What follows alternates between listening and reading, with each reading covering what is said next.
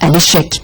Or, à Paris, Londres et Washington, une réaction semble acquise. Il y a un massacre chimique qui est établi, il y a Al-Assad, il faut une réaction, nous en sommes là. Une réponse proportionnée, ajoute Laurent Fabius, sans en dire plus. Toutes les options sont ouvertes pour Washington. Concernant la Syrie, les États-Unis examinent toutes les options possibles. Si une action est entreprise, ce sera en liaison avec la communauté internationale et dans un cadre légal. Si la forme d'une intervention internationale reste floue, le cadre, lui, ne l'est pas moins. Il faudrait passer outre Pékin et Moscou qui soutiennent le régime en place en Syrie.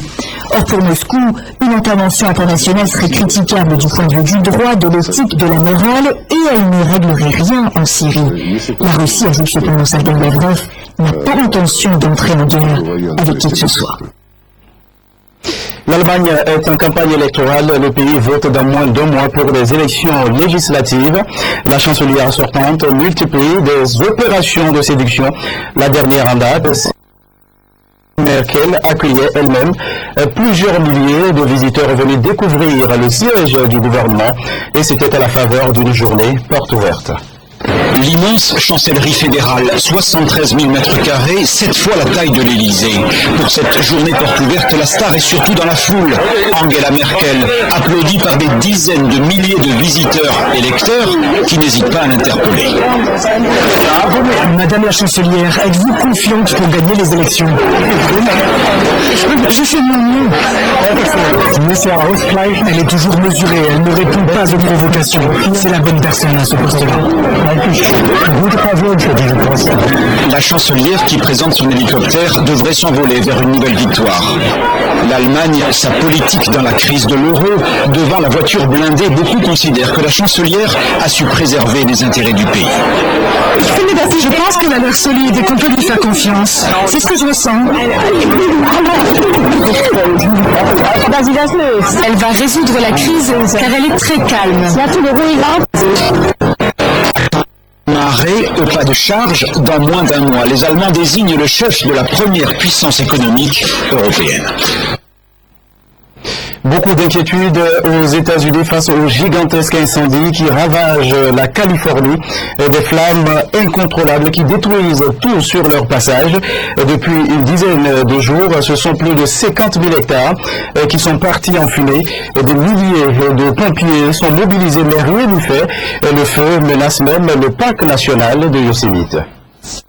Voici l'incendie vu depuis l'espace. Une épaisse fumée photographiée par la NASA.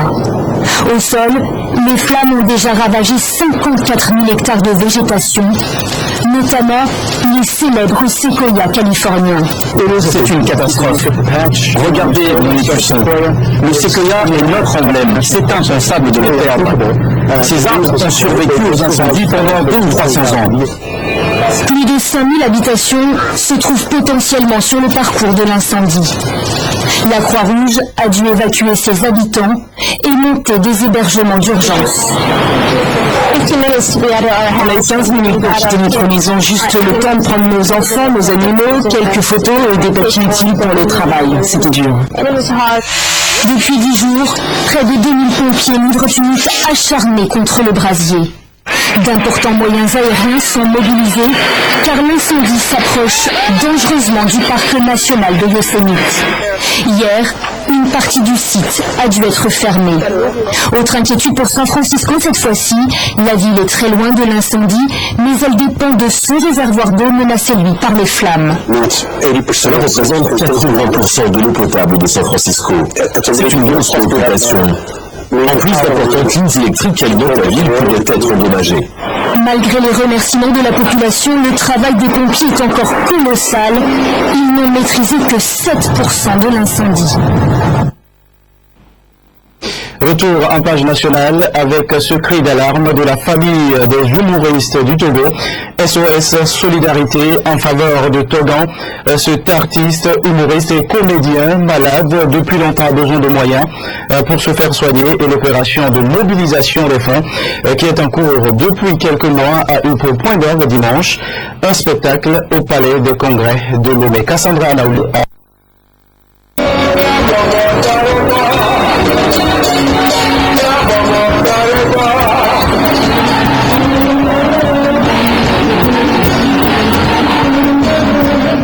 soirée spectacle en l'honneur de cet homme qui autrefois a égayé les cœurs.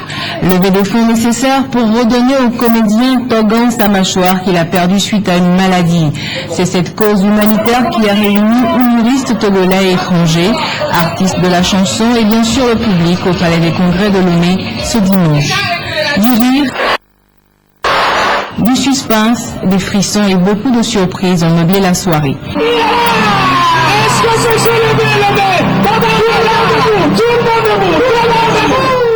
Moment émouvant, les cœurs ont été touchés à l'apparition de Togan sur scène, ce qui a stimulé la générosité du public qui n'a pas hésité à faire un geste d'amour pour redonner espoir à Togan afin qu'il revienne un jour sur scène.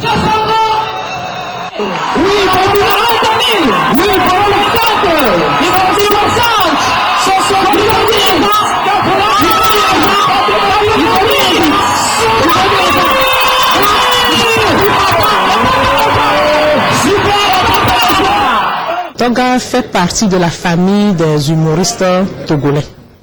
Donc, et pour pouvoir la soutenir, on dit souvent que lorsque une partie du corps est malade, c'est tout le corps qui est malade.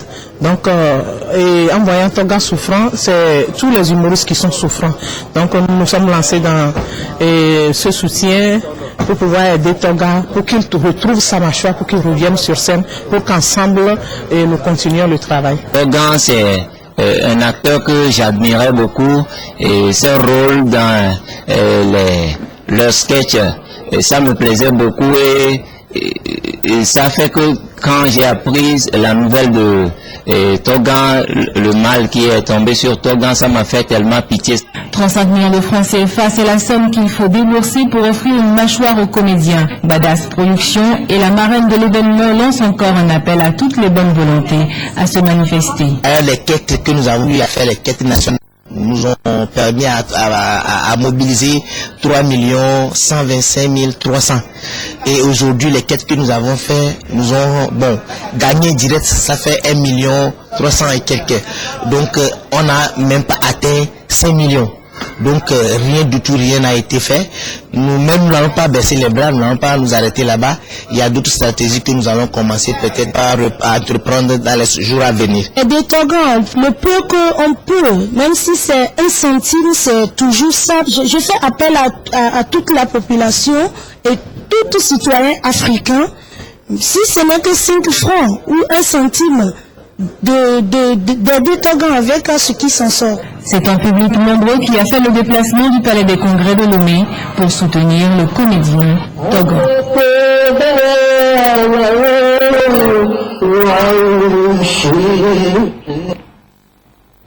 Sport, pour clore cette édition le concours d'haltérophilie. L'événement est cette année à sa 3e édition et s'est tenu dimanche à la plage de Lomé. En attraction, vous allez le voir, les exhibitions des athlètes du bodybuilding, des concurrents venus de la Côte d'Ivoire, du Niger, du Ghana et du Togo. Véritable démonstration d'agilité, de souplesse et de puissance ce dimanche à la plage de Lomé. La 3e édition du grand concours d'haltérophilie dénommé Adjakotoa a encore mobilisé une foule, parmi elles les inconditionnels. Moi-même, je le pratique depuis mon bas âge. Je crois que les petits besoin et pratiquer aussi ce sport.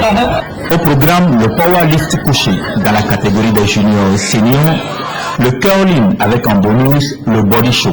Ce sont les poids légers de moins de 90 kg qui ont ouvert le bal par le powerlifting couché.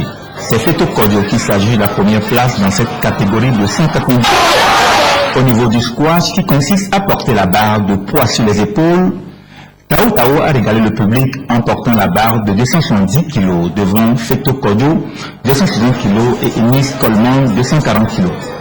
Redorer l'image de cette discipline considérée comme la panache des voyous, voilà l'objectif de cette compétition en vue d'installer une fédération togolaise d'haltérophilie. À cette 3e édition, je suis vraiment satisfait et je suis même dépassé parce que je ne m'attendais pas que le public togolais peut répondre énormément à cette compétition. Nous n'avons pas eu une fédération d'haltérophilie, donc c'est pour ça que nous sommes en train d'organiser cet événement pour pouvoir participer à des compétitions interentrants.